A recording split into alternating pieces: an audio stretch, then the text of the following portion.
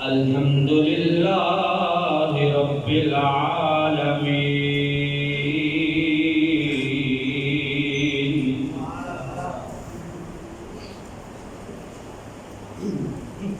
والعاقبة للمتقين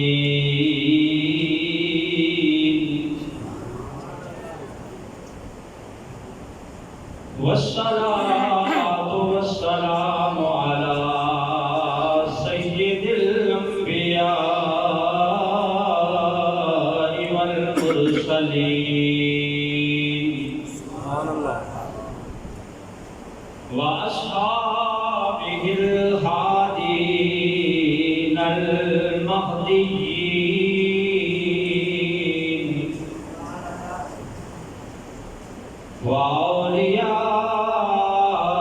وأوليائه الكاملين وعلماء ملته وأهل سنته أجمعين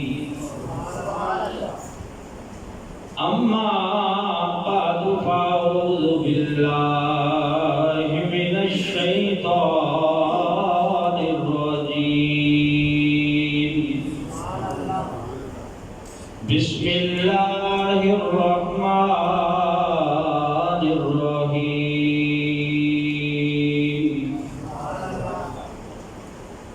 رضي الله عنهم ورضوا عنه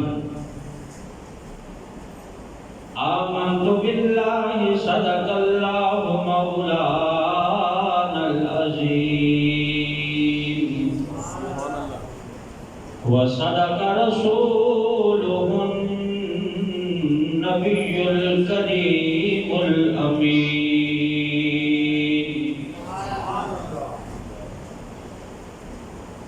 الصلاة والسلام عليك يا رسول الله وعلى آلك وأصحابك يا حبيب الله الصلاة والسلام عليك يا رحمة للعالمين وعلى آلك وأصحابك يا خاتم النبيين مولاي صل وسلم دائما أبدا حبيبك خير الخلق كلهم مولاي صل وسلم دائما أبدا على حبيبك خير الخلق كلهم ثم الرضا عن أبي بكر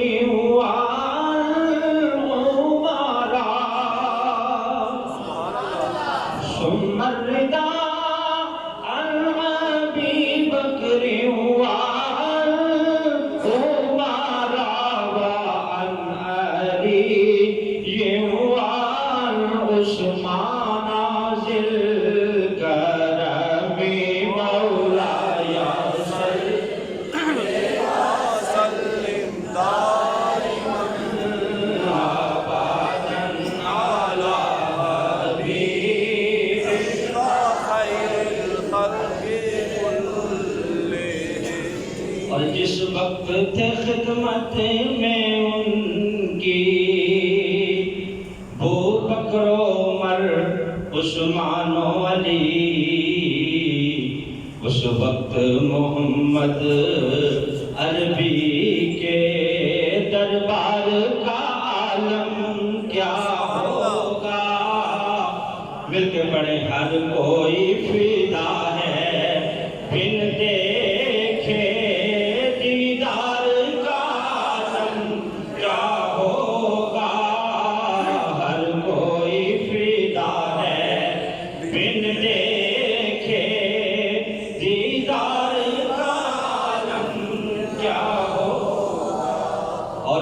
جگمگ جگمگ تاروں میں ان جگمگ جگمگ تاروں میں ماہتاب کا عالم کیا ہوگا ہر کوئی فدا ہے بن دیکھے دیدار کا عالم کیا ہوگا سبحان اللہ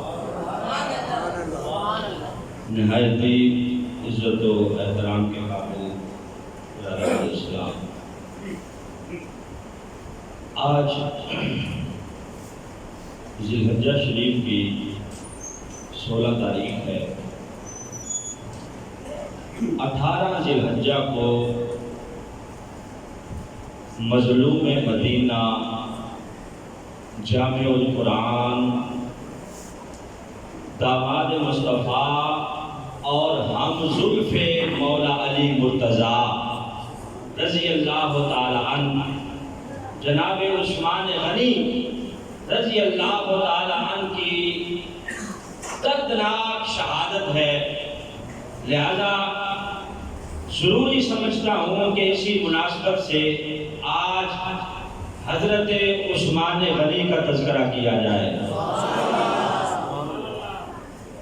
حضرت عثمان غنی رضی اللہ تعالی عنہ، اللہ نے آپ کو امتیازی شان عطا فرمائی تھی۔ ویسے تو سارے صحابہ نبی پاک صلی اللہ علیہ وسلم کے شان والے ہیں، اللہ نے ان کے لیے قرآن میں اعلان کر دیا ہے کہ رضی اللہ عنہم ورضوا عنہ، اللہ ان سے راضی ہے اور وہ اللہ سے راضی ہے۔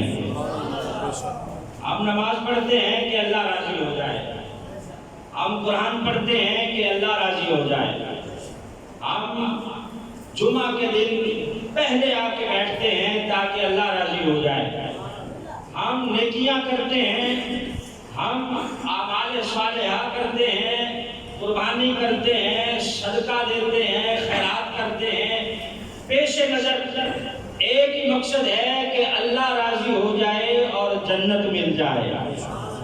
ہم اس بات کے طلبگار ہیں کہ اللہ کی رضا حاصل ہو جائے۔ صحابہ وہ ہیں جن کے بارے میں اللہ نے خود اعلان کر دیا ہے کہ رضی اللہ عنہم ورضوا عنہ، میرے محبوب کے کسی صحابی کے بارے میں شک نہ کرنا، یہ سارے کے سارے صحابہ وہ ہیں، اللہ فرماتا ہے میں ان سے راضی ہوں اور یہ مجھ سے راضی ہے۔ وَأَعَدَّ لَهُمْ جَنَّاتٍ تَجْرِي تَحْتَهَا الْأَنْهَارُ خَالِدِينَ فِيهَا أَبَدًا ذَلِكَ الْفَوْزُ الْعَظِيمُ، اور میں اللہ نے ان کے لیے جنت تیار کر رکھی ہے۔ سبحان اللہ۔ کتنی دیر جنت میں رہیں گے؟ کتنی دیر رہیں گے؟ 1 سال رہیں گے، 2 سال رہیں گے، 100 سال رہیں گے، 1000 سال رہیں گے؟ فرمایا تمہاری یہ سالوں کی گنتیاں ختم ہو جائیں گی۔ خالدن فیہا ابدا، یہ وہ ہیں کہ اللہ نے ہمیشہ کے لیے ان کے لیے جنت کا اہتمام کر رکھا ہے۔ اللہ فرماتا ہے اولئک الذین امتحن اللہ قلوبہم للتقوی، میں میرے محبوب میں نے تمہارے صحابہ کے دلوں کا امتحان لیا ہے۔ اولئک الذین امتحن اللہ قلوبہم للتقوی، اللہ فرماتا ہے میں نے اپنے محبوب کے سارے غلاموں کے دل چیک کیے ہیں، ان کا امتحان لیا ہے، ان کے دلوں کو پرکھا ہے۔ امتحن اللہ قلوبہم للتقوی، یہ سارے کے سارے میرے محبوب کے غلام وہ ہیں کہ ان سب کے دلوں کے اندر تقوی بسا ہوا ہے، میں نے سب کے دلوں کو تقوی سے بھر دیا ہے۔ ابو بکر کا دل بھی تقوی والا، عمر کا دل بھی تقوی والا، عثمان کا دل بھی تقوی والا، علی کا دل بھی تقوی والا، سب صحابہ کے دل اللہ فرماتا ہے تقوی والے ہیں، ان کے دلوں میں تقوی ہے اور تقوی سے ان کے دلوں کو اللہ نے بھر دیا ہے۔ سارے صحابہ کی عظمتوں کے کیا کہنے ہیں۔ حضرت عثمان غنی رضی اللہ تعالیٰ پھر آپ کا مقام کیا ہوگا کہ آپ ایک تو نبی پاک صلی اللہ علیہ وسلم کے داماد ہیں، داماد رسول ہیں، اور دوسرا آپ کی نبی پاک صلی اللہ علیہ وسلم کے ساتھ ایک اور رشتہ داری بھی ہے۔ وہ کیا رشتہ داری ہے؟ داماد بننے سے پہلے بھی آپ نبی پاک صلی اللہ علیہ وسلم کے رشتہ دار ہیں۔ سنیے ذرا توجہ کے ساتھ، رشتہ داری کیا ہے؟ نبی پاک صلی اللہ علیہ وسلم کی پھوپھی ام حکیم البیضاء، یہ وہ پھوپھی ہیں جو سرکار دو عالم صلی اللہ علیہ وسلم کے والد گرامی جناب عبداللہ بن عبد المطلب کے ساتھ جڑواں پیدا ہوئی ہیں۔ نبی پاک کے والد اور یہ پھوپھی دونوں اکٹھے جڑواں پیدا ہوئے ہیں۔ نام ہے ام حکیم البیضاء۔ یہ نبی پاک کی پھوپھی ہیں اور حضرت عثمان غنی کی نانی ہیں، یعنی ان کی جو بیٹی ہے نا، نام ہے اروا، وہ حضرت عثمان غنی کی والدہ ہیں، یعنی ان کی والدہ نبی پاک کی پھوپھی زاد بہن ہیں۔ تو آپ رشتے میں کیا لگے؟ نبی پاک صلی اللہ علیہ وسلم کی بہن کے بیٹے ہیں تو بھانجے لگے رشتے میں، پھوپھی زاد بہن کے بیٹے ہیں۔ اس طرح آپ کا یہ رشتہ بھی نبی پاک صلی اللہ علیہ وسلم کے ساتھ بنتا ہے کہ آپ سرکار دو عالم صلی اللہ علیہ وسلم کی پھوپھی زاد بہن کے بیٹے ہیں، حضرت عثمان غنی رضی اللہ تعالیٰ۔ نبی پاک صلی اللہ علیہ وسلم نے جب اعلان نبوت کیا تو حضرت صدیق اکبر رضی اللہ تعالیٰ نے آگے بڑھ کے سب سے پہلے سرکار دو عالم صلی اللہ علیہ وسلم کا کلمہ پڑھا اور دائرہ اسلام میں داخل ہوئے۔ پھر حضرت ابو بکر صدیق رضی اللہ تعالیٰ عنہ نے اپنے دوستوں کو دعوت اسلام دی۔ حضرت عثمان حضرت ابو بکر کے دوست تھے، تو حضرت عثمان حضرت ابو بکر کی دعوت پر دائرہ اسلام میں داخل ہوئے، انہوں نے کلمہ پڑھا، گویا حضرت ابو بکر نے ان کے اوپر محنت کی، انہیں دعوت اسلام دی، اسلام کے حوالے سے ان کے دل کو موم کیا، انہوں نے آگے بڑھ کے کلمہ پڑھا اور نبی پاک صلی اللہ علیہ وسلم کا کلمہ پڑھ کے دائرہ اسلام میں داخل ہوئے۔ یہ حضرت عثمان غنی رضی اللہ تعالیٰ کا مقام ہے۔ پھر نبی پاک صلی اللہ علیہ وسلم نے اپنی دو صاحبزادیاں حضرت رقیہ اور ام کلثوم اعلان نبوت سے قبل آپ نے ان دونوں کا نکاح ابو لہب کے بیٹوں سے کیا ہوا تھا۔ ابو لہب کا بیٹا عتبہ اور عتیبہ، ان دونوں کے ساتھ ان کا نکاح کیا ہوا تھا، ابھی رخصتی نہیں ہوئی تھی، صرف اس وقت کے رواج کے مطابق آپ نے نکاح ان کے ساتھ کیا ہوا تھا، ان دونوں صاحبزادیوں کا۔ جب قرآن مجید کی سورہ مبارکہ تبت یدا ابی لہب وتب یہ نازل ہوئی تو اس میں ابو لہب کی مذمت ہے۔ اللہ فرماتا ہے ہاتھ ٹوٹ جائیں ابو لہب کے اور اس کی بیوی ام جمیل کے، کہ نبی پاک صلی اللہ علیہ وسلم کو تکالیف پہنچاتے ہیں۔ تو جب یہ سورہ مبارکہ نازل ہوئی، اب صحابہ اور دیگر لوگ ابو لہب کو لعن طعن کرنے لگے، مذمت کرنے لگے۔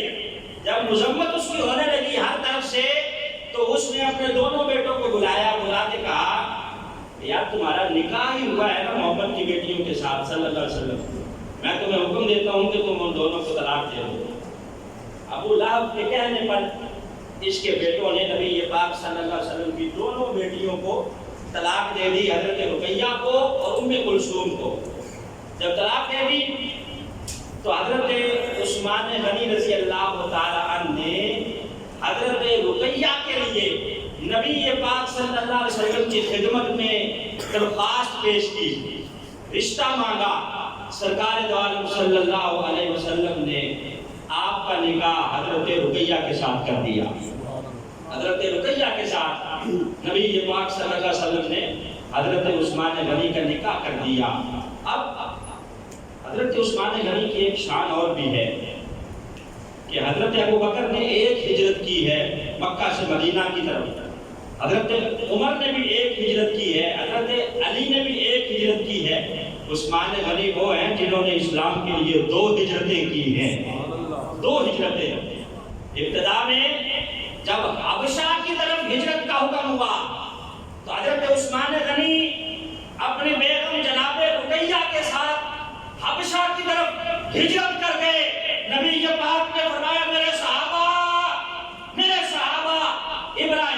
اور لوط کے بعد یہ پہلا جوڑا ہے جنہوں نے اسلام کے لیے ہجرت کی ہے۔ ابراہیم اور لوط کے بعد یہ پہلا جوڑا ہے جنہوں نے اسلام کے لیے ہجرت کی ہے۔ تو یہ ایک انفرادی شان ہے، جزوی شان ہے، جو حضرت عثمان غنی رضی اللہ تعالیٰ عنہ کے حصے میں آئی۔ ویسے تو سارے صحابہ میں سے حضرت ابو بکر شان والے ہیں، افضل البشر بعد الانبیاء، آپ کا مقام ہے، لیکن ہر صحابی کو اللہ نے ایک جزوی شان کی عطا فرمائی ہے۔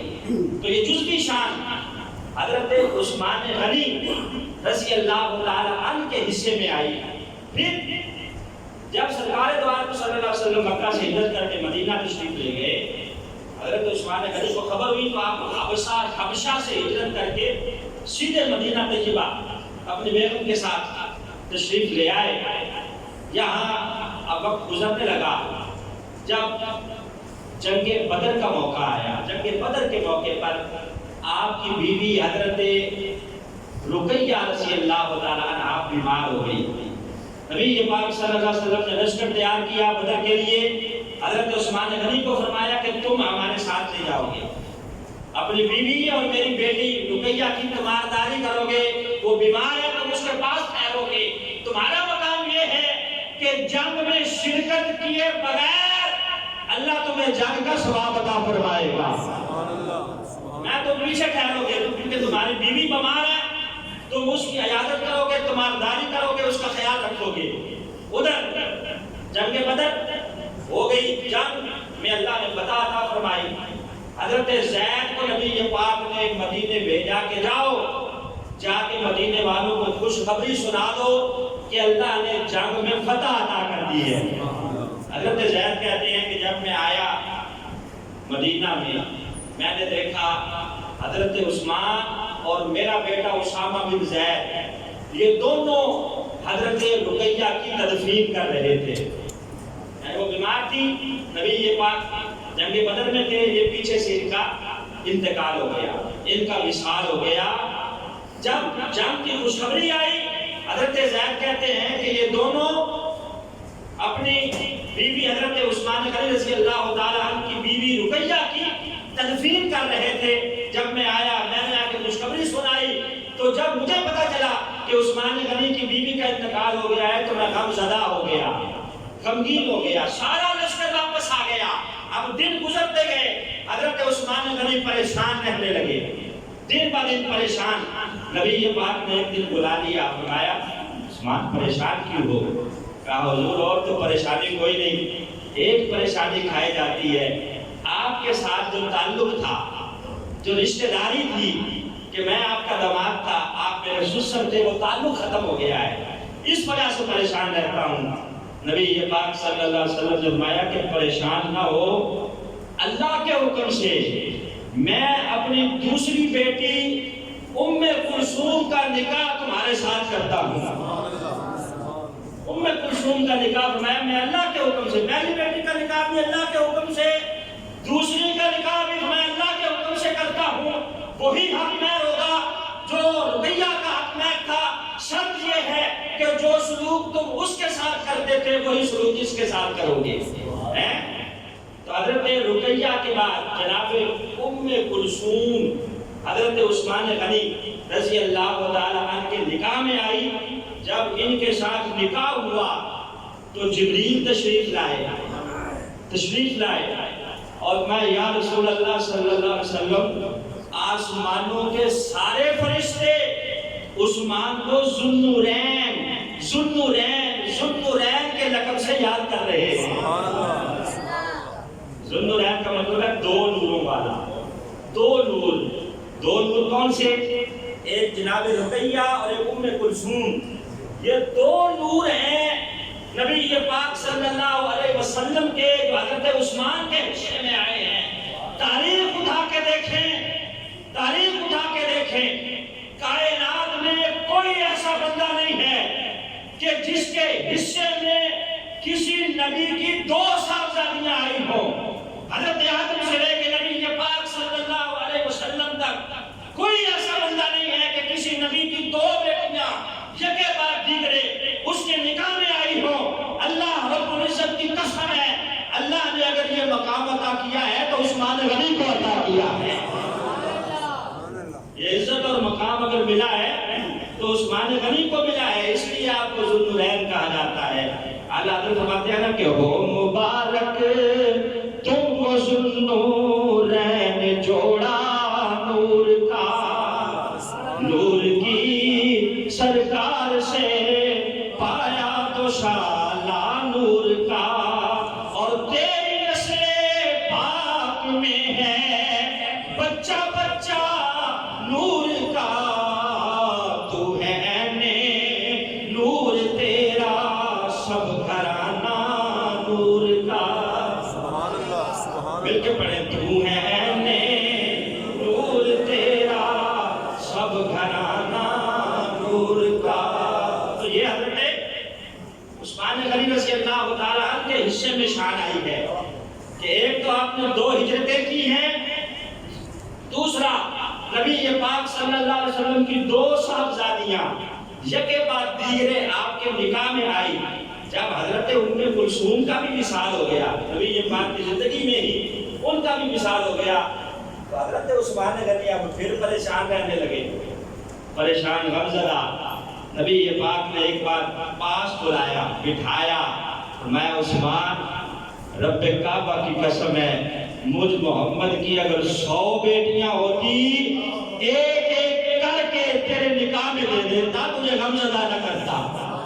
ایک روایت میں آتا ہے کہ 40 بیٹیوں کا نبی پاک نے ذکر کیا، اور ایک روایت میں آتا ہے کہ 100 بیٹیاں فرمایا اگر میری ہوتی ایک فوت ہوتی دوسری کا نکاح تجھ سے کر دیتا اور تجھے پریشان نہ کرتا.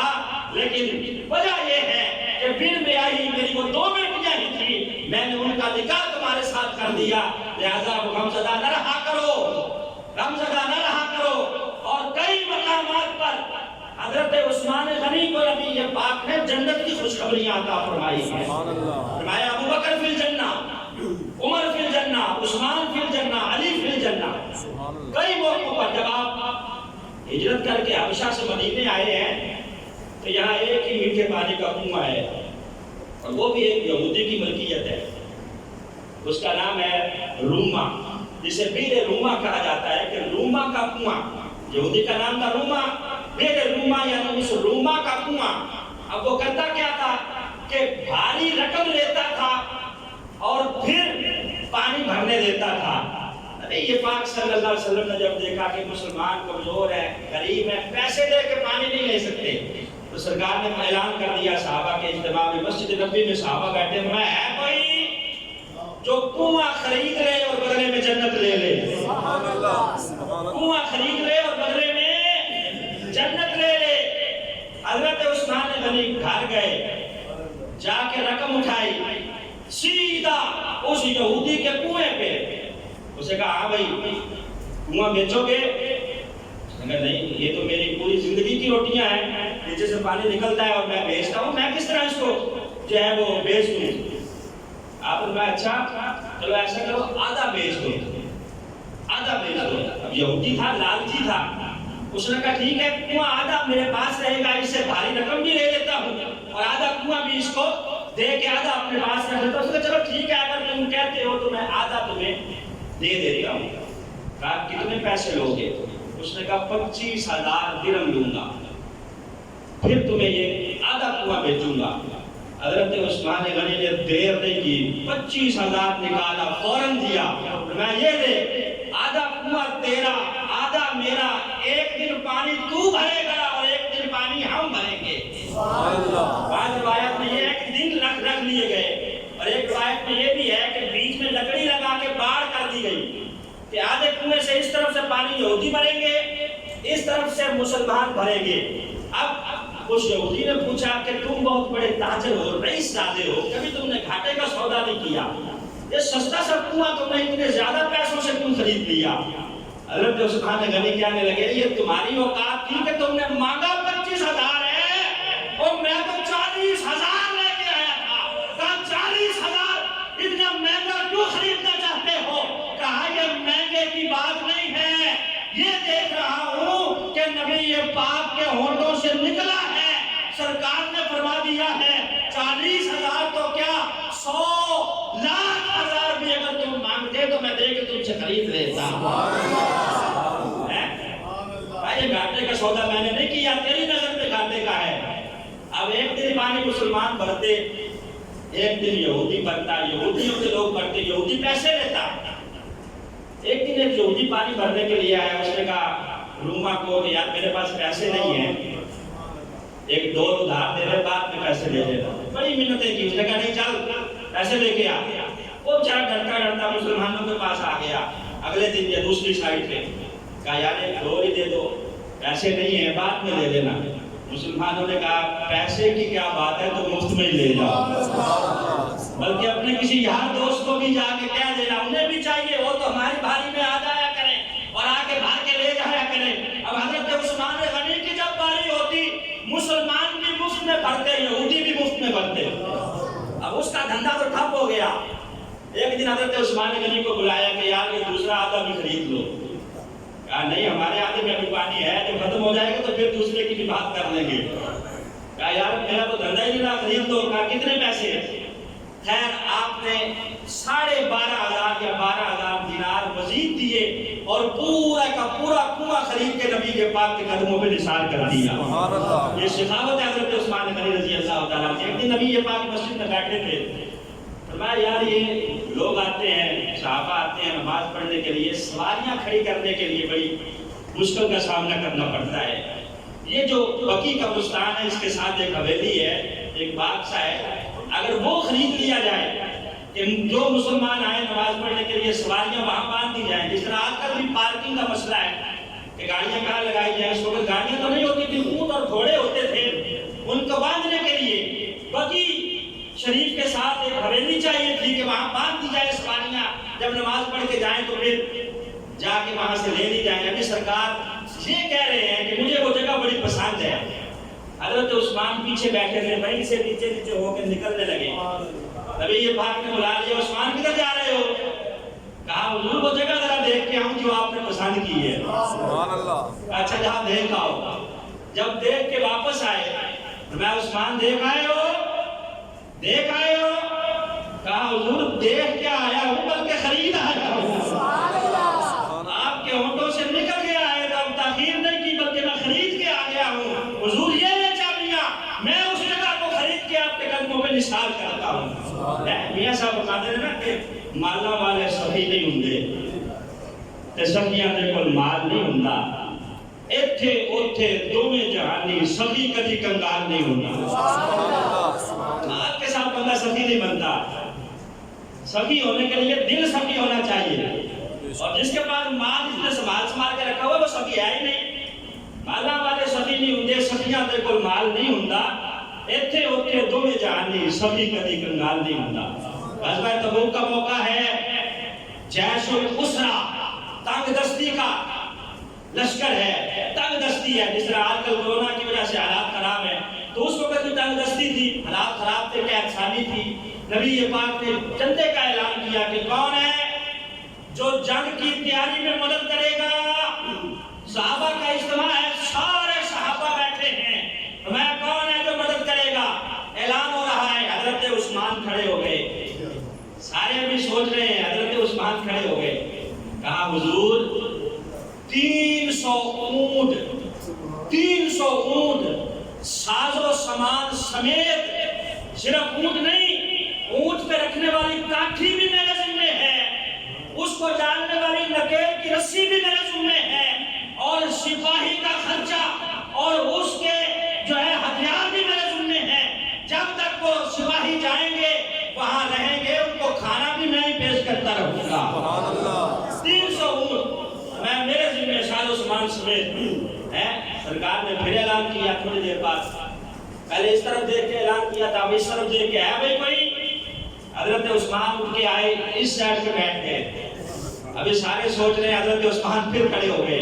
ہے کوئی؟ کہا حضور 300 اونٹ مزید میرے ذمہ ہیں، اونٹ بھی دوں گا اور مجاہدین کا سامان بھی دوں گا. سبحان اللہ. سرکار نے پھر اعلان کیا، تیسری مرتبہ پھر کھڑے ہو گئے. روایات کے اندر آتا ہے کہ 1000 اونٹ ساز و سامان سمیت اکیلے حضرت عثمان نے دیے. پھر کہا حضور 70 گھوڑے بھی ہیں، وہ بھی میری طرف سے لے لیجئے. گھر گئے،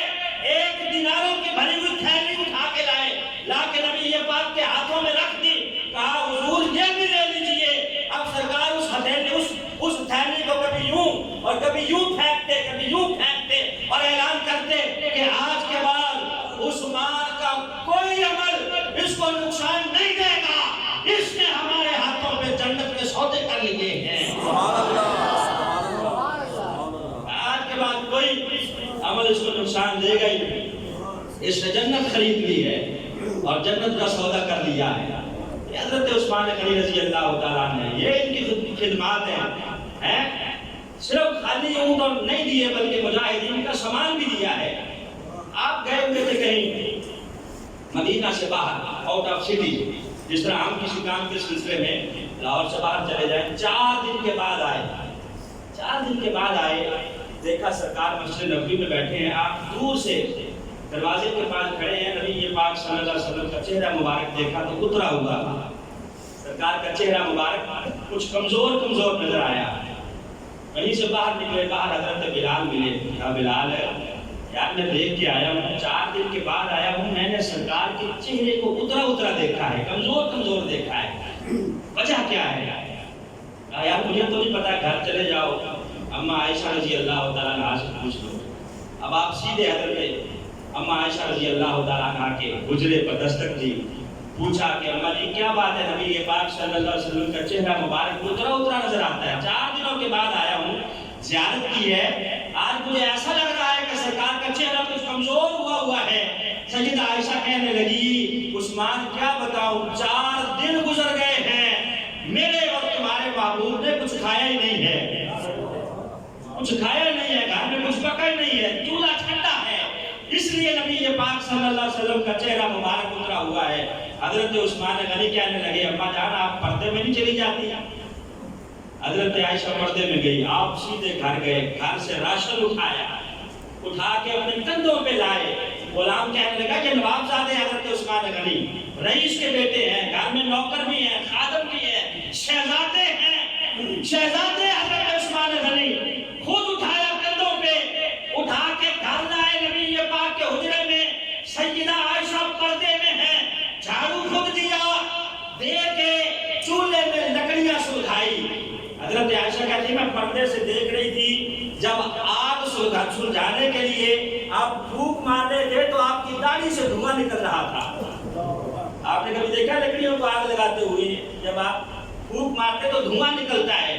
سیدہ عائشہ کہتی ہیں کہ وہ دھواں آپ کی داڑھی میں جاتا، وہاں سے نکلتا ہوا میں دیکھ رہی تھی کہ خود اتنی مشقت کے ساتھ آپ نے آگ جلائی، جلا کے کھانا پکایا، نبی پاک صلی اللہ علیہ وسلم کے لیے روٹیاں تیار کی، پھر گئے مسجد نبوی میں، سرکار گھر نہیں تشریف لاتے، کہا چلو عثمان کیا بات ہے، کہا حضور جلدی آئیں گھر آئے نبی پاک صلی اللہ علیہ وسلم نے، حضرت عثمان غنی رضی اللہ تعالیٰ نے اپنے ہاتھوں سے کھانا نکالا، نکال کے نبی پاک صلی اللہ علیہ وسلم کو پیش کیا، سرکار لقمے توڑ توڑ کے کھا رہے تھے اور دعا دے رہے تھے، یا اللہ میں عثمان سے راضی ہوں، تو بھی اس سے راضی ہو جا، میں عثمان سے راضی ہوں، یا اللہ تو بھی اس سے راضی ہو جا۔ یہ حضرت عثمان غنی رضی اللہ تعالیٰ ہیں، یہ ان کی خدمات ہیں، اور نبی پاک صلی اللہ علیہ وسلم کے صحابہ میں سب سے زیادہ حیا کرنے والے اور سب سے زیادہ سخاوت کرنے والے، یہاں تک کہ نبی پاک نے لقب ہی غنی عطا کر دیا، غنی سخاوت کا بادشاہ اور سب سے زیادہ حیا کرنے والے۔ نبی پاک بیٹھے ہیں، حضرت صدیق اکبر آئے، سرکار بے تکلف بیٹھے ہوئے ہیں، لیٹے ہوئے ہیں، آپ کی پنڈلی مبارک سے ذرا سی تہمت سرکی ہوئی ہے، آپ بیٹھے ہیں بے تکلف۔ حضرت عمر آئے، پھر آپ بیٹھے ہیں، حضرت عثمان غنی نے جب آنے کی اجازت مانگی، سیدہ عائشہ کہہ رہی ہے میں پردے کے پیچھے سے دیکھ رہی تھی، سرکار نے میں عثمان سے وہ تھوڑی دیر ٹھہر جائے، آپ سیدھے ہو کے بیٹھے، اپنی تہمت کو درست کیا۔ حضرت عثمان اندر آئے، بیٹھے رہے، جب بیٹھ کے یہ تینوں چلے گئے، سیدہ عائشہ کہتی ہیں میں نے سرکار سے پوچھا کہ حضور میرے ابا جان آئے، آپ بے تکلف بیٹھے رہے، عمر آئے، آپ بے تکلف بیٹھے رہے، عثمان آئے تو آپ اٹھ کے بیٹھ گئے، فَصَبَّ ثِيَابَهُ اپنے کپڑوں کو درست کر لیا، وجہ کیا ہے؟ میں عائشہ اس بندے سے میں حیا کیوں نہ کروں جس سے آسمان کے فرشتے بھی حیا کرتے ہیں، آسمان کے فرشتے بھی حیا کرتے ہیں۔ حدیبیہ کے موقع پر 1400 صحابہ ساتھ ہیں، نبی پاک صلی اللہ علیہ وسلم نے سفیر بنا کے بھیجا ہے تو حضرت عثمان غنی کو سفیر بنا کے بھیجا، جاؤ تم جاؤ۔ حضرت عثمان غنی آئے، اب ابو سفیان اور دیگر کافروں نے کہا کہ عثمان تمہارے لیے کعبۃ اللہ کے دروازے کھلے ہیں، اندر جا کے نماز پڑھنا چاہو تو پڑھو، طواف کرنا چاہو تو کرو، جو عبادات کرنا چاہو کرو، لیکن نبی پاک کو اور دیگر صحابہ کو اجازت نہیں ہے۔ تم آگے ہو سفیر بن کے، تمہیں اجازت ہے، حدیبیہ کے مقام پہ سرکار اور دیگر صحابہ ٹھہرے ہوئے ہیں۔ اب حضرت عثمان غنی کا عشق رسول دیکھیے، طواف عبادت ہے، اللہ کے گھر میں نوافل پڑھنا عبادت ہے، عمرہ کرنا عبادت ہے، لیکن عثمان غنی کہنے لگے عثمان اس وقت تک طواف نہیں کرے گا جب تک آگے آگے سرکار طواف نہیں کر رہے ہوں گے۔ سرکار آگے آگے ہوں گے تو پھر میں طواف کروں گا، پھر نوافل پڑھوں گا، پھر آب زمزم پیوں گا، اس وقت تک کعبۃ اللہ کا طواف بھی نہیں کروں گا جب تک سرکار ساتھ نہیں ہوں گے۔ وہ کہتے ہیں کہ کعبے جاتے ہو تو عمرہ کرنے کے لیے زیادہ وقت مدینے کیوں گزارتے ہو؟ مدینے میں چلے جاتے ہو، زیادہ وقت اللہ کے گھر میں گزارا کرو۔ تو یہ جو چیز ہے، یہ جو عشق ہے، یہ ہمیں صحابہ نے عطا فرمایا ہے۔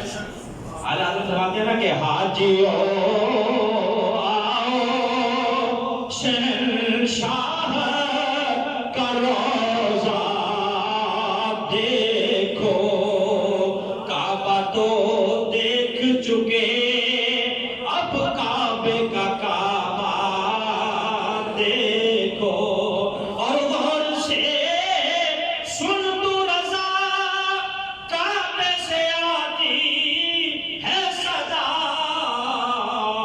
میری آنکھوں سے میرے پیارے کا روضہ دیکھو۔ یہ صحابہ اکرام رضوان اللہ علیہم اجمعین ان کے عقیدے تھے۔ اب اس وقت تک طواف بھی نہیں جب تک سرکار دو عالم صلی اللہ علیہ وسلم ساتھ نہیں ہوں گے۔ تو حضرت عثمان غنی رضی اللہ تعالیٰ عنہ کو جامع القرآن کہا جاتا ہے۔ یہ آپ کا کارنامہ ہے کہ ایک قرآن کی قرأت پہ آپ نے سارے مسلمانوں کو جمع کیا۔ قرآن کی 7 قرأتیں ہیں، 7 مختلف قرأتوں میں قرآن مجید پڑھا جاتا ہے۔ تو جس قرأت میں ہم پڑھتے ہیں یہاں، اسی قرأت میں آپ مکہ شریف چلے جائیں وہاں پڑھا جاتا ہے، یا دیگر ملکوں میں پڑھ چلے جائیں تو اسی قرأت کے اندر تلاوت ہوتی ہے۔ اس ایک قرأت پر جمع کرنے والے حضرت عثمان غنی ہیں، اس لیے حضرت عثمان کو جامع القرآن کہا جاتا ہے، جامع القرآن۔ دوسرا آپ کا کارنامہ یہ بھی ہے کہ یہ جو جمعے کی دوسری اذان ہوتی ہے، ایک اذان تو پہلے ہو گئی، یہ دوسری اذان کس نے شروع کرائی؟ حضرت عثمان غنی نے شروع کروائی۔ حضرت عثمان غنی نے تاکید کے لیے، کیونکہ جمعہ قرآن مجید میں اللہ رب العزت فرماتا ہے کہ اذا نودی للصلاۃ فی یوم الجمعہ فاسعوا الی ذکر اللہ وذروا البیع، کہ سارے کام چھوڑ دو، جب اذان ہو جائے سیدھے مسجد میں آ جاؤ۔ تو آپ نے تاکیداً کہ پہلے اذان ہو چکی ہے، لوگ آ گئے ہیں، لیکن اس کی تاکید اتنی ہے کہ دوبارہ اذان پڑھ دو کہ نماز ہونے والی ہے، اگر کوئی رہ گیا ہے تو وہ بھی آ جائے۔ یہ دوسری اذان حضرت عثمان غنی نے شروع کروائی۔ اور دیت کے لیے اگر کوئی کسی کو قتل کر دیتا تو دیت کے لیے 100 اونٹ دیے جاتے ہیں۔ پہلے نبی پاک صلی اللہ علیہ وسلم کے زمانے میں بھی، حضرت صدیق اکبر کے زمانے میں بھی، جناب فاروق اعظم کے زمانے میں بھی 100 اونٹ دیت کے لیے دیے جاتے ہیں۔ یہ حضرت عثمان غنی رضی اللہ تعالیٰ کا کارنامہ ہے کہ آپ نے کہا کہ صرف اونٹ دینے کی ضرورت نہیں ہے، اگر کوئی چاہے تو اونٹوں کی قیمت بھی دیت میں دے سکتا ہے۔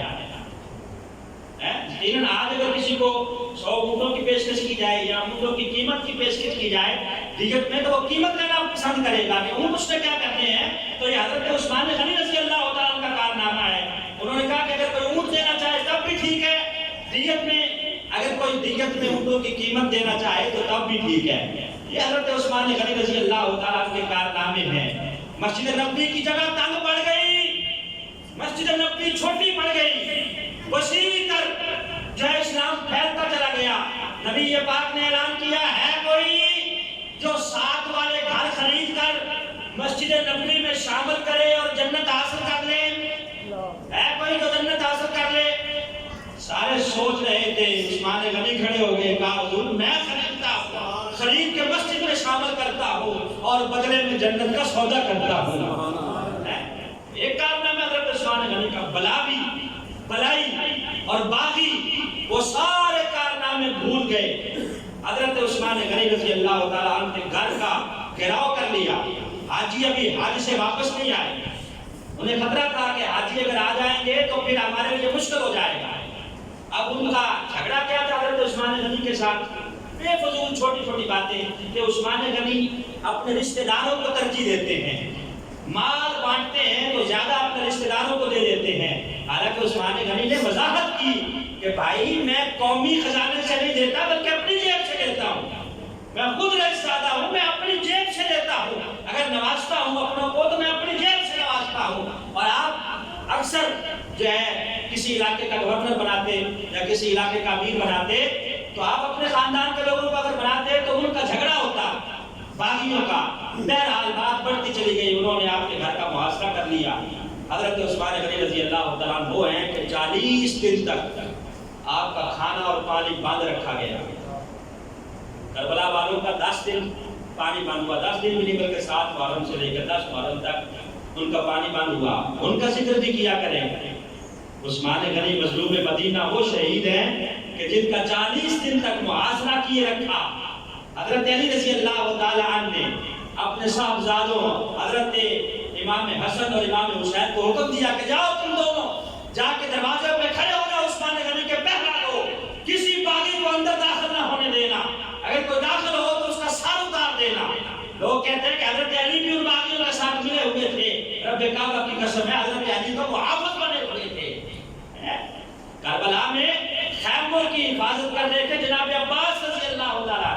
یہاں عثمان غنی کے گھر کی حفاظت کون کر رہا ہے؟ امام حسن اور امام حسین رضی اللہ تعالیٰ.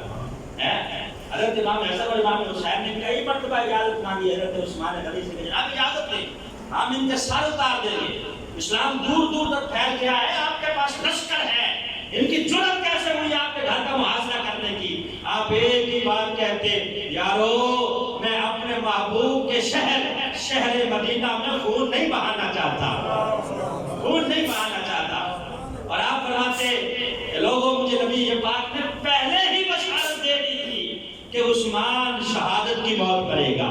سرکار نے فرمایا تھا کہ اللہ تمہیں خلافت کی قمیض پہنائے گا, لوگ وہ قمیض اتارنا چاہیں گے, تم نے اتارنی نہیں ہے بلکہ میرے پاس چلے آنا ہے. جمعے کا دن تھا, 18 ذی الحجہ ہے. حضرت عثمان غنی رضی اللہ تعالیٰ عصر کا ٹائم ہے.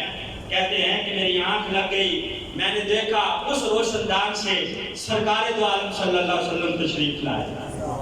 نبی پاک کے ہاتھ میں ڈول تھا, اس میں پانی تھا.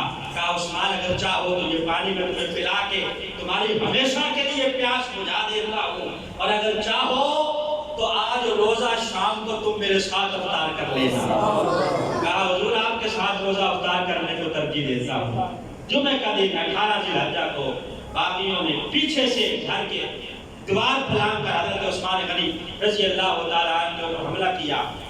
آپ جس وقت شہید ہوئے قرآن مجید کھلا ہوا تھا, قرآن کی تلاوت کر رہے تھے, فَسَيَكْفِيكَهُمُ اللَّهُ وَهُوَ السَّمِيعُ الْعَلِيمُ. یہ آیت مبارکہ پڑھ رہے تھے اور اسی آیت مبارکہ کے اوپر آپ کے خون کے قطرے گرے ہیں. یعنی آپ جب شہید ہوئے ہیں تو اس وقت بھی قرآن کی تلاوت کر رہے ہیں. ان کو سوچنا چاہیے کہ حضرت عثمان غنی اور دیگر صحابہ کے بارے میں زبان دراز کرتے ہیں اور حضرت علی المرتضیٰ رضی اللہ تعالی عنہ کو ترجیح دیتے ہوئے دیگر صحابہ کی خلافت کو نہیں مانتے. خلفائے راشدین نے اگلے دنوں پریس کانفرنس کی تھی کچھ لوگوں نے, وہ کہہ رہے تھے کہ ہم دیگر خلفائے راشدین کو نہیں مانتے, ہم یہ ہمارا عقیدہ ہے کہ حضرت علی نبی پاک صلی اللہ علیہ وسلم کے بعد خلیفہ ہیں, بلا فصل خلیفہ حضرت علی ہے. تو حضرت علی اس وقت موجود نہیں تھے جب نبی پاک صلی اللہ علیہ وسلم نے حضرت ابو بکر کو مصلی پہ کھڑا کیا تھا. موجود تھے نا, سرکار دو عالم صلی اللہ علیہ وسلم نے جب مصلی ابو بکر کو دیا ہے تو ہم جھگڑا کرنے والے کون ہیں؟ اور حضرت ابو بکر جب زندگی کے آخری دن ہے عثمان غنی کو وصیت لکھاتے ہوئے آپ نے لکھوایا کہ میرے بعد جو خلیفہ ہوگا اس کا نام فاروق اعظم ہوگا. حضرت عثمان غنی نے بھی اس وصیت کو قبول کیا, سارے صحابہ نے قبول کیا, حضرت علی نے قبول کیا. حضرت عمر کے پیچھے بھی نمازیں پڑھی حضرت علی نے, صدیق اکبر کے پیچھے بھی نمازیں پڑھی. پھر جب حضرت عثمان کی باری آئی, حضرت فاروق اعظم کا جب وصال ہوا تو 6 بندوں کو نامینیٹ کر گئے، ایک جناب علی، جناب عثمان، عبد الرحمن بن عوف، طلحہ، زبیر اور سعد بن ابی وقاص، ان 6 بندوں کو نامینیٹ کر کے گئے کہ یہ 6 بندے وہ ہیں کہ آخری وقت تک نبی پاک ان سے راضی رہے ہیں، ان میں سے کسی ایک کو خلیفہ میرے بعد بنا لینا۔ تو سب نے اتفاق کیا، حضرت علی نے بھی اتفاق کیا کہ اب اگر کوئی خلیفہ بنے گا تو عثمان غنی بنے گا۔ حضرت علی نے یہ نہیں کہا کہ میری باری ہے، پہلے بھی 2 مجھ سے پہلے خلیفہ بن گئے، باری میری تھی، نبی پاک غدیر خم کے موقع پر مجھے نائب بنا کے گئے ہیں، لیکن فرمایا نہیں، عثمان غنی کی آپ نے بیعت کی ہے، 12 سال حضرت عثمان غنی نے حکومت کی ہے، حضرت علی پیچھے نمازیں بھی پڑھتے رہے ہیں اور ان کے ساتھ مل کے جنگوں میں شریک بھی ہوتے رہے ہیں۔ تو صحابہ وہ ہیں جو آپس میں شیر و شکر تھے اور کوئی ان میں اختلاف نہیں تھا، اسی لیے اعلیٰ حضرت فرماتے ہیں کہ اہل سنت کا ہے بیڑا پار کہ اصحاب رسول نجم ہیں اور ناؤ ہے عطرت رسول اللہ کی، اللہ نے یہ اعزاز ہمیں دیا ہے، ہم سرکار کے صحابہ کے بھی نوکر ہیں اور نبی پاک کی اہل بیت کے بھی نوکر ہیں۔ وآخر دعوانا الحمدللہ رب العالمین۔